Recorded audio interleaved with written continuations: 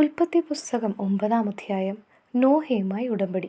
നോഹയെയും പുത്രന്മാരെയും അനുഗ്രഹിച്ചുകൊണ്ട് ദൈവം പറഞ്ഞു, സന്താനപുഷ്ടിയുണ്ടായി പെരുകി ഭൂമിയിൽ നിറയുവൻ. സകല ജീവികൾക്കും, ഭൂമിയിലെ മൃഗങ്ങൾക്കും, ആകാശത്തിലെ പക്ഷികൾക്കും, മണ്ണിലെ ഇഴജന്തുക്കൾക്കും, വെള്ളത്തിലെ മത്സ്യങ്ങൾക്കും നിങ്ങളെ ഭയമായിരിക്കും. അവയെല്ലാം ഞാൻ നിങ്ങളെ ഏൽപ്പിച്ചിരിക്കുന്നു. ചരിക്കുന്ന ജീവികളെല്ലാം നിങ്ങൾക്ക് ആഹാരമായി തീരും. ഹരിതസസ്യങ്ങൾ നൽകിയതുപോലെ ഇവയും നിങ്ങൾക്ക് ഞാൻ തരുന്നു. എന്നാൽ ജീവനോട് കൂടിയ, അതായത് രക്തത്തോടു കൂടിയ മാംസം ഭക്ഷിക്കരുത്. ജീവരക്തത്തിന് മനുഷ്യനോടും മൃഗത്തോടും ഞാൻ കണക്ക് ചോദിക്കും.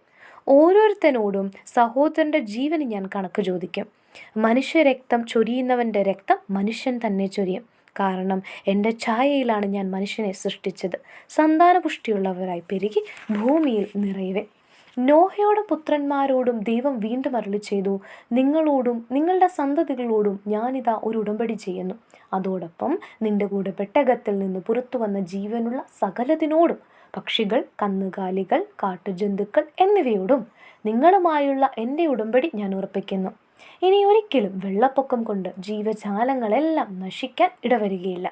ഭൂമിയെ നശിപ്പിക്കാൻ ഇനിയൊരു വെള്ളപ്പൊക്കം ഉണ്ടാവില്ല.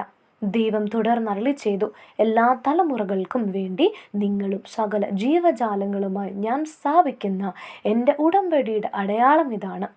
ഭൂമിയുമായുള്ള ഉടമ്പടിയുടെ അടയാളമായി മേഘങ്ങളിൽ എൻ്റെ വില്ല് ഞാൻ സ്ഥാപിക്കുന്നു. ഞാൻ ഭൂമിക്ക് മേലെ മേഘത്തെ അയക്കുമ്പോൾ അതിൽ മഴവില്ല് പ്രത്യക്ഷപ്പെടും. നിങ്ങളും സർവ്വജീവജാലങ്ങളുമായുള്ള എൻ്റെ ഉടമ്പടി ഞാൻ ഓർക്കും.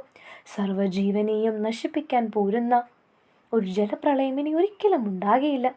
മേഘങ്ങളിൽ മഴവില്ല് തെളിയുമ്പോൾ ഭൂമുഖത്തുള്ള എല്ലാ ജീവജാലങ്ങളുമായി ചെയ്ത എന്നേക്കുമുള്ള ഉടമ്പടി ഞാൻ ഓർക്കും. ദൈവം നോഹയോട് അരുളിച്ചെയ്തു, ഭൂമുഖത്തുള്ള സകല ജീവികളുമായി ഞാൻ സ്ഥാപിക്കുന്ന ഉടമ്പടിയുടെ അടയാളം ഇതായിരിക്കും.